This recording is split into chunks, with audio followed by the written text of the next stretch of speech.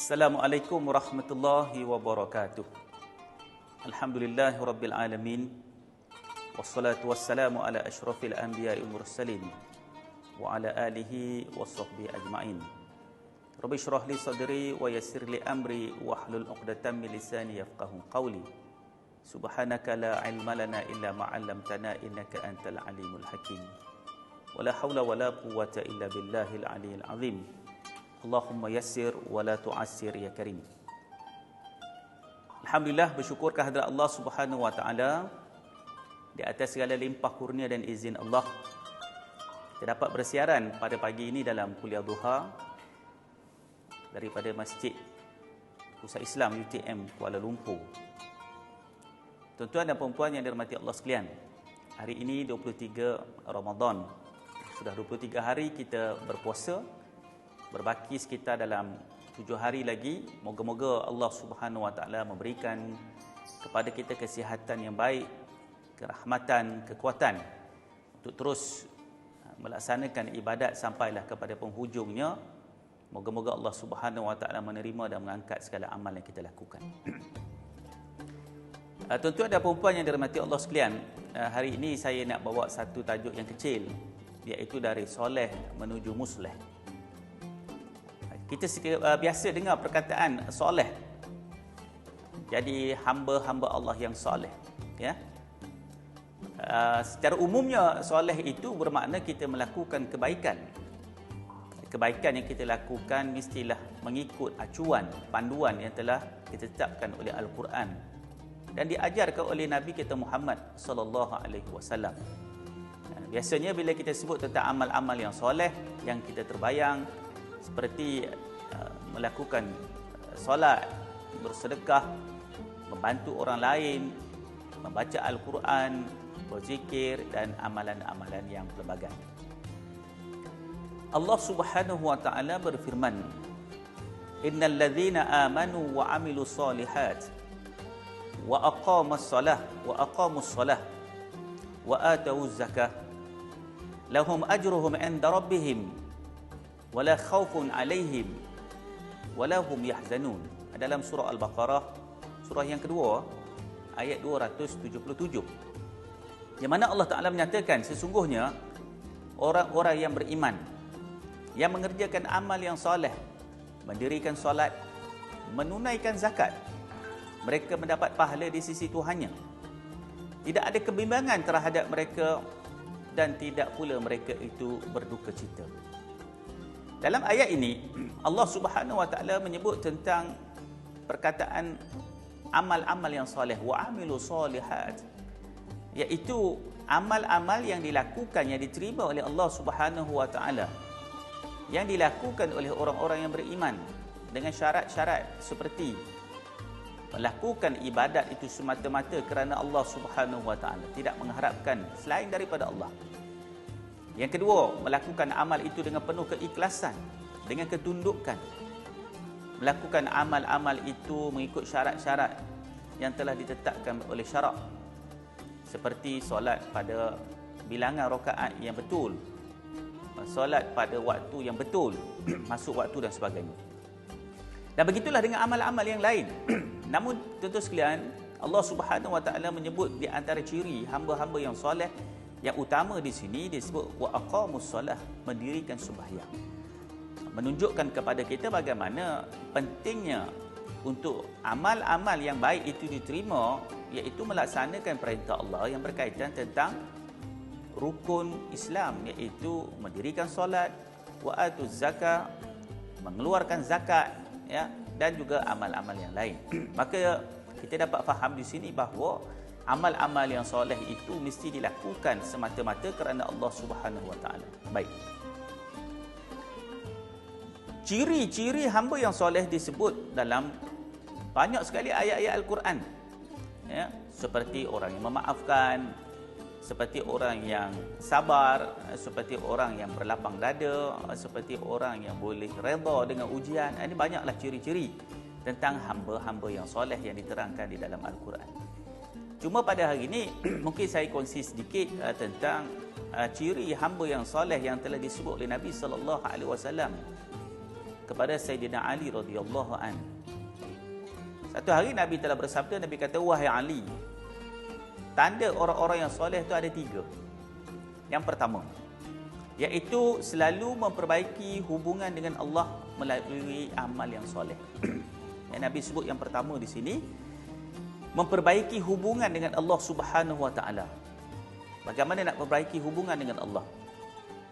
Iaitu tidak sekadar kita melakukan amal-amal yang wajib, tetapi juga berusaha memperbanyakkan melakukan amal-amal yang sunat. Bukan sekadar kita puasa 5 waktu, tapi kita juga, bukan sekadar kita solat 5 waktu, tapi kita juga melakukan solat-solat sunat. Qabliyahnya, ba'diyahnya, sekarang di bulan Ramadan, kita melaksanakan solat sunat tarawih, solat sunat witir, tahajud dan sebagainya. Begitu juga bukan sekadar kita membayar zakat, tetapi kita memberi sedekah. Ya, zakat RM7 kita bayar zakat fitrah. Tapi bukan sekadar zakat, tapi kita mengeluarkan sedekah. Ya, mengeluarkan infak, berwakaf dengan wang ringgit ataupun harta milik kita. Jadi nak jadi hamba Allah yang soleh ini bukan sekadar buat benda-benda yang wajib, puasa yang wajib saja, tapi juga puasa-puasa yang sunat. InsyaAllah apabila berakhir saja Ramadan, kita berazam untuk melakukan puasa sunat Syawal 6 hari di bulan Syawal. Jadi inilah dipanggil orang yang memperbaiki hubungannya dengan Allah Subhanahu wa taala, bukan sekadar melakukan amal-amal yang wajib. Begitu juga orang yang sentiasa bertaubat pada Allah Subhanahu wa taala, memperbaharui taubat, memohon keampunan kepada Allah Subhanahu wa taala. Ini juga disebut sebagai ciri hamba Allah yang soleh. Ya, sebab kita ni manusia tidak pernah lepas daripada melakukan perkara-perkara silap ataupun salah. Ya, inilah sifat kita yang lemah. Kita tahu benda tu salah, tapi kadang-kadang kita buat. Kerana apa? Kerana hasutan daripada syaitan, kerana hasutan daripada nafsu dan sebagainya. Maka orang yang soleh juga adalah orang yang memperbaharui taubatnya kepada Allah Subhanahu wa taala. Baik. Yang kedua, disebut oleh Nabi SAW, iaitu selalu memperbaiki agamanya dengan amalan-amalan yang soleh juga. Jadi Nabi sebut di sini bahawa memperbaiki agama. Tuan-tuan sekalian, kita ni lahir mungkin daripada keluarga Islam. Jadi kita ni lahir-lahir dah Muslim. Tetapi tidak cukup sekadar kita mengucap 2 kalimah syahadah sahaja, mengetahui perkara-perkara yang basic saja tentang agama ini ataupun perkara-perkara yang asas. Kita juga mesti tingkatkan ilmu pengetahuan kita dengan menuntut ilmu pengetahuan, supaya bukan sekadar kita menjadi orang yang faham perkara-perkara asas, tapi juga memahami perkara-perkara yang lebih daripada itu. Tingkatkan kefahaman kita tentang agama. Bukan hanya berbicara tentang persoalan-persoalan ibadat saja, tapi juga tengok dalam perkara muamalat, perkara yang berkaitan tentang halal dan haram. Ya, jadi ini perkara yang disebut kita memperbaiki agama kita itu sendiri. Ya, agama dalam diri kita. Sebab itu menuntut ilmu pengetahuan itu adalah satu jihad. Bukan senang kita nak menuntut ilmu pengetahuan dan minta pada Allah Subhanahu wa taala supaya diberikan kefahaman. Kadang-kadang kita baca buku, banyak baca buku tapi tak faham. Kadang-kadang kita menghadiri banyak juga pengajian-pengajian tapi kita tak faham. Kenapa tuan-tuan sekalian? Boleh jadi Allah Subhanahu wa taala tidak memberikan kefahaman kepada kita. Ya. Maka kita kena meminta pada Allah, merayu pada Allah supaya apabila kita menuntut ilmu pengetahuan, kita mendapat kefahaman.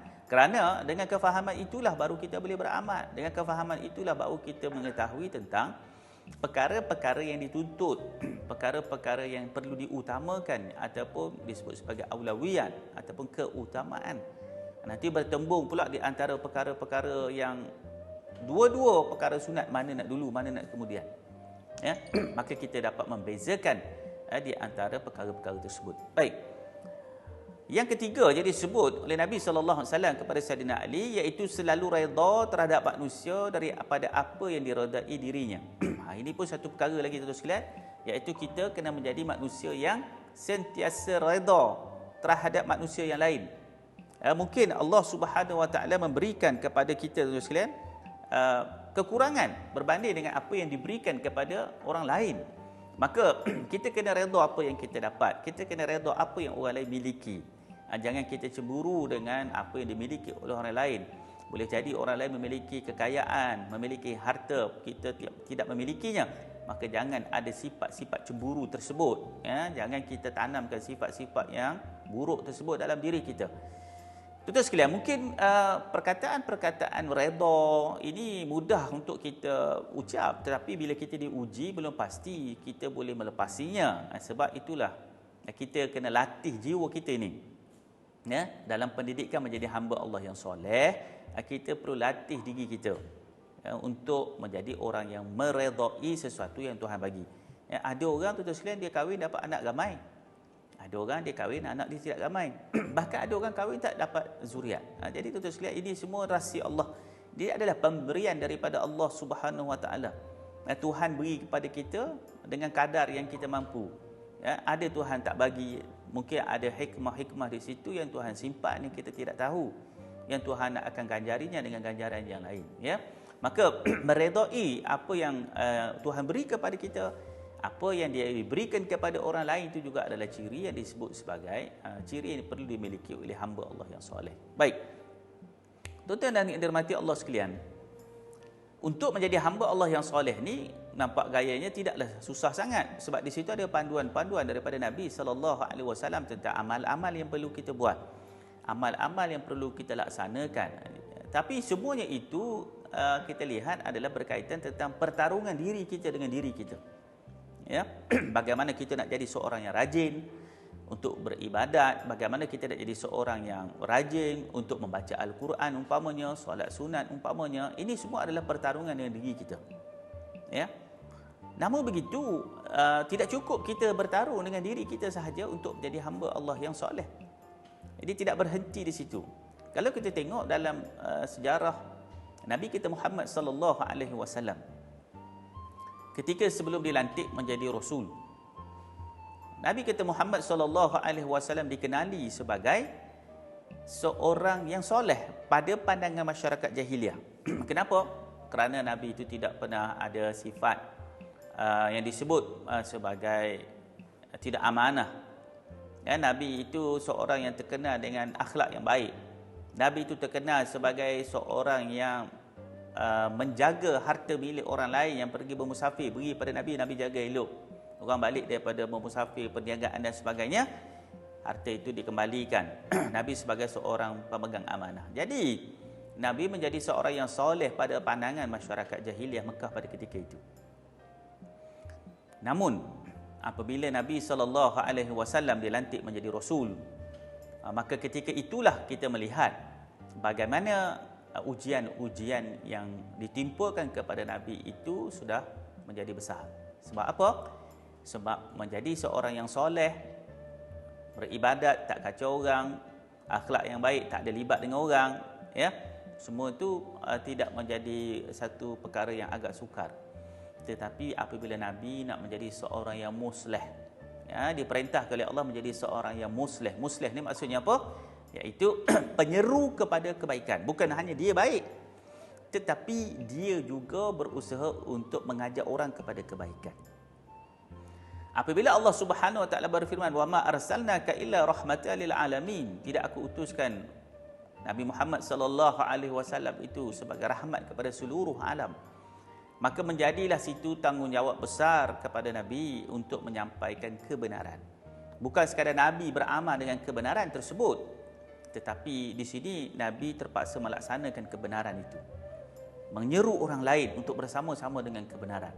Apabila berlaku begitu dan kita lihat ujian-ujian pun menimpa, bertubi-tubi datang. Orang yang dahulunya yang mengatakan Nabi SAW sebagai seorang Al-Amin, orang yang dahulunya mengatakan Nabi SAW sebagai seorang yang dipercayai, sekarang menjadi musuh kepada Nabi SAW. Sebab apa? Sebab Nabi bukan sekadar menjadi seorang yang soleh, tapi Nabi menjadi seorang yang musleh, iaitu penyeru kepada kebajikan. Allah Subhanahu Wa Taala berfirman, "Wa ma kana rabbuka liyuhlikal qura bizulmin wa ahluha muslihun." Dalam surah Hud, surah ke-11 ayat 117, yang mana Allah Subhanahu Wa Taala menyatakan Dan Tuhanmu tidak akan sesekali membinasakan mana-mana negeri dengan sebab kezaliman penduduknya selagi mereka sentiasa memperbaiki keadaan sesama sendiri. Tentu sekalian, dalam ayat ini Allah Subhanahu Wa Taala menyebut bagaimana pentingnya adanya golongan yang menjadi penyeru kepada kebajikan ataupun penyeru kepada kebenaran yang disebut sebagai muslih.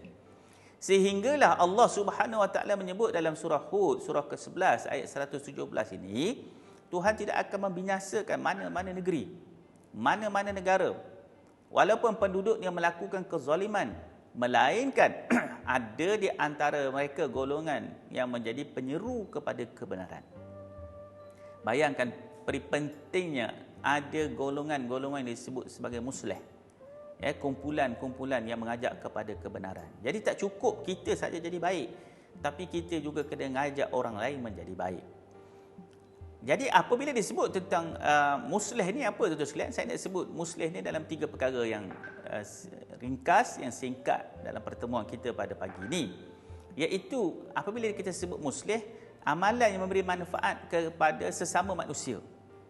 Bukan hanya untuk diri dia saja, tapi amalan yang dia buat itu memberi manfaat kepada orang lain. Bukan hanya dia saja dapat ganjaran, tetapi orang lain juga mendapat manfaat daripada apa yang dia buat. Sebagai contoh, akhlak yang baik, dia jadi orang baik, tapi akhlak yang baik dia pamerkan kepada orang lain pun menjadikan ia sebagai contoh, sebagai ikutan, sebagaimana disebut oleh Allah Subhanahu Wa Taala dalam surah Qalam, wa innaka la'ala khuluqin azim. Sesungguhnya engkau wahai Muhammad mempunyai akhlak yang mulia, Maka kita ni bukan sekadar mengiktiraf Nabi itu sebagai mempunyai akhlak yang mulia, tapi kita dituntut untuk memiliki akhlak seperti mana yang dimiliki oleh Nabi SAW. Itu yang kita kena lihat. Kita tu kena ada akhlak seperti Rasulullah SAW. Baik. Yang kedua, iaitu amalan yang memberikan faedah kepada pembangunan dan juga kemajuan diri serta makhluk sejagat. Jadi amalan yang kita buat memberikan impak yang lebih besar terhadap pembangunan dan kemajuan umat manusia. Jadi kita bukan sekadar menjadi ahli zikir yang duduk di masjid, yang tak buat apa benda pun, yang hanya solat saja, yang hanya duduk baca Quran saja, bukan. Kita menjadi orang yang memberi manfaat kepada pembangunan tamadun manusia. Kalau kita lihat dalam sejarah bagaimana para tokoh-tokoh ulama dulu begitu hebat, mereka mengarang berbagai ilmu pengetahuan. Mereka adalah golongan yang menghafal Al-Quran. Mereka juga adalah golongan yang begitu hebat dalam solatnya. Tapi mereka lah yang menjadi penyumbang besar terhadap tamadun manusia, seperti lahirnya ilmu-ilmu dalam pelbagai bidang. Dalam bidang kimia umpamanya, dalam bidang matematik umpamanya, dalam bidang kaji bintang, ilmu falak dan sebagainya. Kita lihat siapa mereka tuan-tuan sekalian. Mereka adalah tokoh-tokoh ilmuwan yang hidup mereka, Quran berada dalam jiwa mereka. Ini yang nak sebut tadi, bahawa menjadi seorang yang muslih, iaitu bukan sekadar manfaat untuk dirinya, tetapi membangunkan ummah dengan perkembangan ilmu pengetahuan yang lain. Ini yang kita kurang. Sekarang ni kita kurang ni lah. Kita kurang lahirkan golongan-golongan yang dapat menghasilkan penemuan-penemuan baru, penciptaan-penciptaan baru, inovasi-inovasi baru. Kita kurang. Akhirnya ia dipelopori oleh golongan-golongan yang bukan Islam. Sebab kita rasa itu bukan Islam. Ini masalah kita dalam memahami perkara yang berkaitan tentang bagaimana kita juga dituntut untuk menjadi penyumbang kepada pembangunan manusia secara sejagatnya. Baik. Yang ketiga, menjadi seorang yang muslih iaitu mencegah kemudaratan dan maksiat. Termasuklah mencegah berlakunya kerosakan, penyelewengan yang berlaku di dalam masyarakat, hatta di dalam negara. Maka menjadi seorang yang muslih iaitu kita mesti cegah perkara-perkara yang disebut sebagai mungkar, perkara-perkara yang disebut sebagai maksiat, perkara-perkara yang disebut sebagai mendatangkan kemungkaran Allah, mendatangkan kemurkaan Allah Subhanahu Wa Taala. Kita ada tanggungjawab di situ. Tanggungjawab kita adalah untuk mengajak manusia faham ini benda betul, ini benda salah. Tanggungjawab kita adalah untuk beritahu kepada manusia bahawa ini benda Tuhan redha, ini benda Tuhan larang. Jadi ini tanggungjawab kita juga untuk menjadi seorang yang disebut sebagai muslih. Ya. Dan kita juga kena ingat Allah Subhanahu wa taala berfirman, "Wal takum minkum ummatun yad'una ilal khair wa ya'muruna bil ma'ruf wa yanhauna 'anil munkar wa ulaika humul muflihun." Di dalam surah Ali Imran surah yang ketiga ayat 104, yang mana Allah Taala menyatakan yang bermaksud, "Dan hendaklah ada di antara kamu satu golongan yang menyeru melakukan kebajikan, menyuruh melakukan yang ma'ruf, mencegah perkara-perkara yang mungkar. Mereka itulah orang-orang yang disebut sebagai muflihun, iaitu orang-orang yang beruntung." Jadi tuan-tuan sekalian, apabila kita menjadi golongan yang disebut sebagai muslih, penyeru kepada kebajikan, jadi ada tugas yang kita kena buat di sini. Yang pertama disebut tugas yang berkaitan tentang bagaimana kita nak jadi penyeru kepada kebajikan. Tugas yang berkaitan tentang bagaimana kita nak ajak manusia meninggalkan perkara-perkara maksiat. Ini perkara yang paling utama, kita jangan lupa. Sehingga Allah Subhanahu wa taala menyebut bahawa golongan ini dipanggil sebagai golongan muslihun, golongan muflihun, golongan yang beruntung. Jadi orang-orang muslih ataupun orang-orang yang menjadi penyeru kepada kebajikan, Allah Taala sebut sebagai dia orang yang beruntung. Orang yang beruntung ni iaitu orang yang mendapat perhatian Allah. Orang yang beruntung ni makna orang yang mendapat rahmat dan kasih sayang Allah. Orang yang beruntung iaitu orang yang mendapat ganjaran syurga yang disediakan oleh Allah Subhanahu wa taala. Jadi tak cukup kita sekadar menjadi hamba yang soleh, maka kita juga perlu menjadi hamba Allah yang muslih. Baik, tuan-tuan sekalian. Dalam sebuah hadis kursi berkata Abu Umamah Al-Bahili radhiyallahu an, bahawasanya Nabi SAW telah bersabda, Allah Taala telah berfirman, sebaik-baik persembahan yang dapat diberikan kepadaku, kepada hambaku, kepadaku, ialah menyampaikan nasihat kerana aku. Hadis riwayat Imam Ahmad, Hakim dan Abu Nuaim. Tuan-tuan sekalian, dalam hadis ini, hadis kursi ini, Allah Subhanahu wa taala menyebut tentang apakah yang terbaik yang Tuhan akan berikan kepada hamba-hamba yang melaksanakan kerja-kerja kebaikan ini, iaitu Tuhan memberikan ganjaran kebaikan yang besar apabila kita buat tugas menyampaikan seruan-seruan Tuhan, seruan-seruan Allah.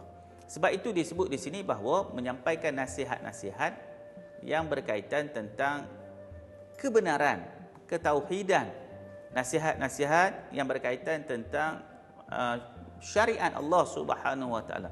Maka oleh sebab itu tugas menjadi penjuru kebajikan ini adalah tugas yang perlu kita sama-sama gambling.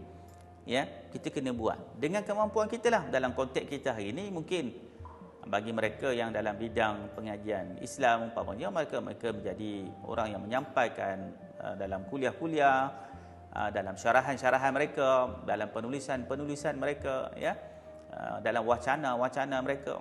Bagi kita yang mungkin pula dalam golongan yang bukan faqih ataupun bukan orang yang pakar dalam bidang pengajian Islam, maka kita ada sumbangan-sumbangan yang lain yang seringkali saya sebut, iaitu mempamerkan akhlak yang mulia, ya, menunjukkan tingkah laku yang baik, menjadi contoh kepada orang lain. Ini semua adalah tugas-tugas yang boleh kita pikul bersama, sebab tak ada siapa pun boleh kata dia tidak boleh berakhlak dengan akhlak yang baik. Semua orang boleh memikul tugas-tugas ini. Baik. Namun begitu tuan-tuan yang dirahmati Allah sekalian, apabila menjadi seorang yang muslih, cabarannya agak besar. Nabi SAW telah pun dituduh dengan tuduhan sebagai ahli sihir, dituduh sebagai pemecah belah masyarakat.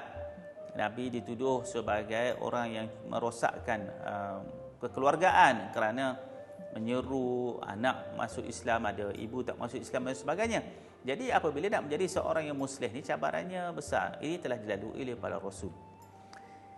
Ingin saya petik daripada surah Luqman, surah 31 ayat yang ke-17. Luqmanul Hakim telah memberikan nasihat kepada anaknya. Firman Allah Subhanahu wa taala, "Ya bunayya aqimis solah wa'mur bil ma'ruf wanhau 'anil munkar wasbir 'ala ma asabak inna dzalika min azmil umur." Yang mana Luqman telah berpesan kepada anaknya, "Wahai anakku, aqimis solah, dirikanlah kamu sembahyang. Ya. Luqman pesan pada anak dia, dirikan sembahyang. Sembahyang ni benda wajib. Kemudian wa'mur bil ma'ruf, dan serulah manusia untuk melakukan perkara-perkara yang baik. Wa anha 'anil munkar, pada masa yang sama juga kena cegah manusia daripada melakukan perkara-perkara kemungkaran, perkara-perkara maksiat. Kemudian kata Luqman, wasbir alama asabak, bersabarlah kamu terhadap apa yang menimpa kamu. Kemudian disebut inna dzalika min azmil umur.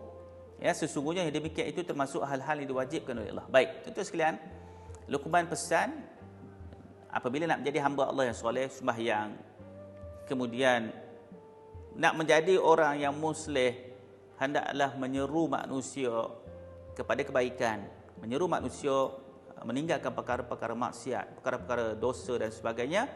Tetapi ingat, dalam menyeru itu Luqmanul Hakim berpesan, wasbir ala ma asabak, bersabarlah, ya, kerana nanti akan ada ujian. Nanti di situ akan ada pertembungan di antara yang menerima dan yang menolak. Ini yang disebut menjadi seorang yang muslih ini kena sabar. Ya, kita ni tuan-tuan sebut sabar-sabar ni mudah. Tapi sebab kita belum diuji, kita tak tahu sama ada kita ini betul-betul boleh sabar. Sebab itu Luqmanul Hakim pesan pada anaknya, bila kamu buat manusia menyeru kepada kebajikan, menyeru daripada melakukan perkara-perkara ma'ruf, pada masa sama cegah manusia daripada melakukan mungkar, kamu kena sabar. Sebab di situ nanti akan ada penolakan. Di situ nanti akan ada pertemuan. Ada yang terima, ada yang tak terima. Bahkan ada satu peringkat nanti ada yang melakukan fitnah, ujian-ujian yang berat yang akan dipikulkan. Maka di sini disebut bagaimana apabila kita menjadi seorang yang muslih, kita kena banyak sabar, kerana di situ pasti akan ada ujian. Baik, jadi tuan-tuan yang dirahmati Allah sekalian, perkara yang mudah yang boleh kita simpulkan dalam pertemuan kita dalam kuliah duha pagi ini, iaitu kita bukan sekadar pada bulan Ramadan ini melatih diri kita untuk menjadi hamba Allah yang soleh dengan melaksanakan perintah-perintah seperti solat, seperti berpuasa, seperti membayar zakat, tapi kita juga mesti bercita-cita untuk menjadi hamba Allah yang muslih. Sebulan ini kita telah membina diri kita dengan solat di awal waktu, dengan berpuasa, menahan diri daripada lapar dan dahaga dan meninggalkan perkara-perkara yang membatalkan puasa. Maka kita kena ingat juga bahawa ada satu lagi tugas yang kita kena buat, iaitu menjadi hamba Allah yang musleh, yang menjadi penyeru kepada kebaikan, menjadi penyeru kepada jalan kebenaran. Oleh sebab itu, tugas-tugas ini hendaklah menjadi cita-cita kita. Bukan sekadar kita fikir hal kita saja, tapi juga kita fikir tentang orang lain. Alhamdulillah, bersyukur pada Allah Subhanahu Wa Taala, kita pun sudah berada pada penghujung Ramadan. Moga-moga Allah Subhanahu Wa Taala menerima amal-amal soleh yang telah kita lakukan, dan begitu juga kita berharap sangat-sangat Allah Subhanahu Wa Taala memberikan ganjaran kita dapat bertemu dengan malam Al-Qadar. Moga-moga Allah Subhanahu Wa Taala menerima mengangkat amal-amal kita, dan kita bercita-cita untuk menjadi hamba Allah yang muslih pula, iaitu menyeru orang lain kepada agama yang kita anuti ini dengan kemampuan yang kita ada. Tuan-tuan dan puan-puan dirahmati Allah sekalian, cukuplah sekadar itu. Terima kasih di atas perhatian dan kelapangan masa tuan-tuan bersama saya pada pagi ini. Sekadar itu, wabillahil taufiq wal hidayah. Wassalamualaikum warahmatullahi wabarakatuh.